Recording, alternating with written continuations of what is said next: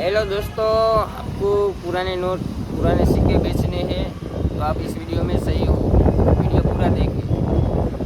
तो आपके पास 1 रुपये वाली नोट, 786 नंबर वाली नोट अथवा 2 रुपये वाली नोट अथवा रानी साहब सिक्का है, कुछ भी है आपके पास पुराना कलेक्शन, तो आप मुझे बेच सकते हो।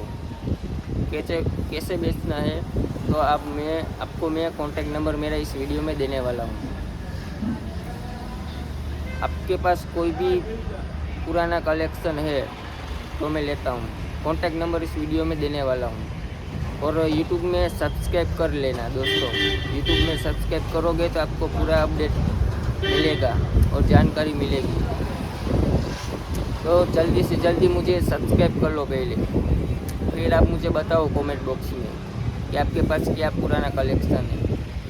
मैं सब कुछ लेता हूँ, 2 रुपये वाली नोट भी लेता हूँ, सिक्के भी लेता हूँ, नोट भी लेता हूँ, 786 वाली भी नोट भी लेता हूँ। मेरे पास बहुत बड़ा कलेक्शन एग्जीबिशन रहता है। तो आप मुझे जल्दी से जल्दी बताओ और कमेंट बॉक्स में बताओ, अथवा मेरे कॉन्टैक्ट नंबर इस वीडियो के ऊपर होगा।